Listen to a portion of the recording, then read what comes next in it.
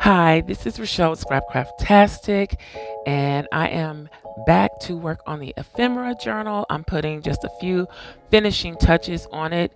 Here I have some 4x6 notebooks from the Dollar Tree. They come 3 to a pack. They're the Jot brand, and they are lined notebooks. So I'm just going to take one of these and see if it will fit in one of the pockets in the ephemera folio,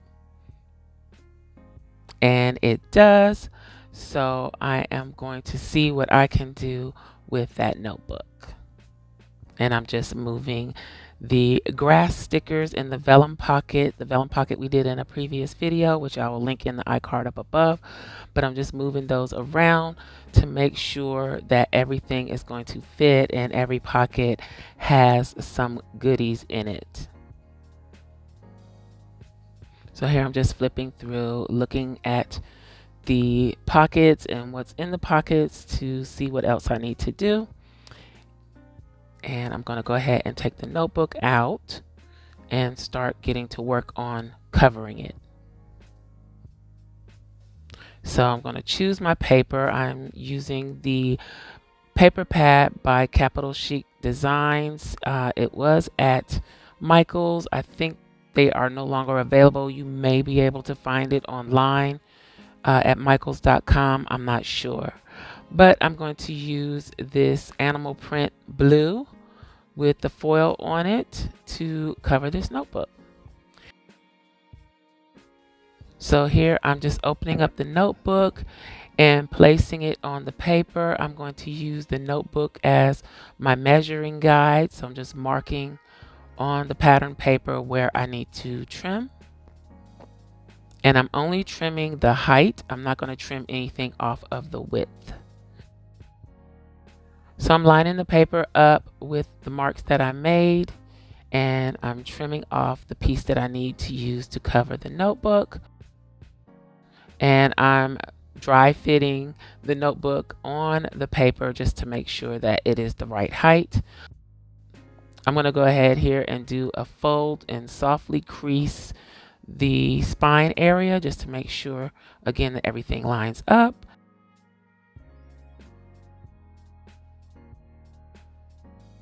And now I'm using my 1-inch wide double-sided tape, and I'm running it down the center of the spine. And I'm just going to cover this entire outside of the notebook with double-sided tape. And I'm using 1 inch, 1/2 inch, and 1/4 inch just to fill in all the gaps. You could use a wet glue to do this, but I always like using double-sided tape. It just seems like it's going to hold up a lot better than the wet glue, and then I don't have to worry about wrinkling or warping from a wet glue. I'm sure you could do it with a glue stick too. I'm just not sure that glue stick would be strong enough to hold it in place. There are some good glue sticks out there, so it's worth trying. So I have all the tape down, and I'm going to start removing it, and I'm going to start in the center on the spine, and I'm going to add a little wet glue here so that I can have a little wiggle room, which will allow me to adjust if I need to adjust it once I place it on the cover. So I'm just lining it up, making sure that the height is correct. And it looks like it's on there straight. So I'm going to go ahead and start removing some of the backings of the double-sided tape. Then I'm just going to start folding the cover over where I've removed the tape. Again, making sure that everything is lined up as I go. Then I'm just going to pull back the cover to expose the other pieces of double-sided tape and continue removing the backing and applying the cover until I get to the very edge. And here I'm doing the same thing on the other side of the notebook, removing the tape backings and slowly applying the cover as I go.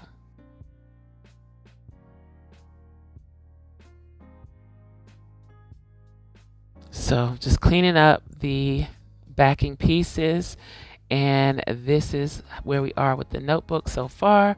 I have extra length on each side, and I'm going to use that extra length on the cover to fold over and make pockets.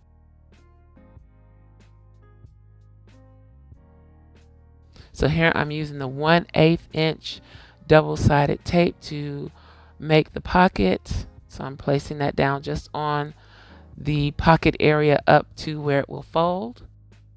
And I'm doing that on the front and the back.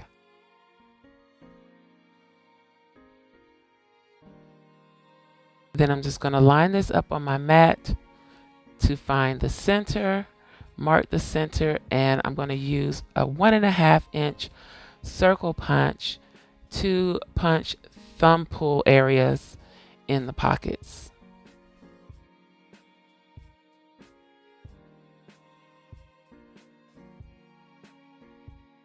So here I'm going ahead and removing the backing so that I can go ahead and create the pocket. Just folding over the flap area, and now we have a pocket. Do the same thing on the other side. Remove the backings and fold over the excess, and now we have a pocket. And I'm just going to use my bone folder to burnish and make sure that tape is adhered. So there we have a nicely covered notebook that matches the paper collection. I'm just showing here how you can tuck things into the pockets. And I'm just going to go ahead and slide this into the folio to see how it looks. There we go. So here we have the tails of the strings left from when I was binding the pages into the folio, and I had made some little bead dangles. So I'm just going to add a couple of the dangles that I made to the tails, and I'm just tying them on. It's a little fiddly trying to get the thread through the hole in the dangle, but I finally get it done.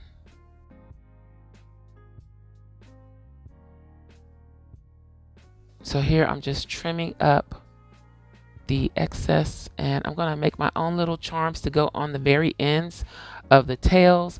So I'm using a heavy cardstock here. I think it's 110-pound cardstock, and I'm using my heart punch to punch out a few hearts.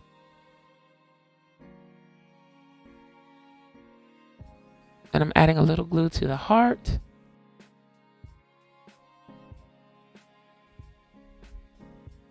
And I'm just going to place the end of the tail or the string in on the heart, and then add one on top. So making a sandwich with the heart, the string, and then another heart on top. So here I just did the other string with the heart, and I'm just pressing that down to make sure it's adhered well. And there we have the dangles and the heart charms on the strings.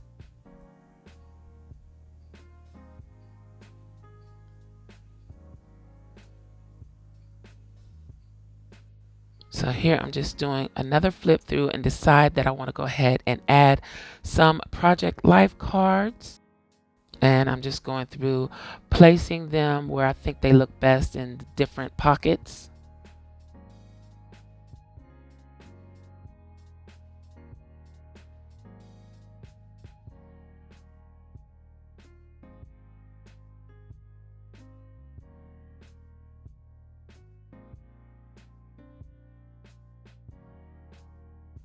Then I'm also going to add a couple of cards in the pockets of the notebook.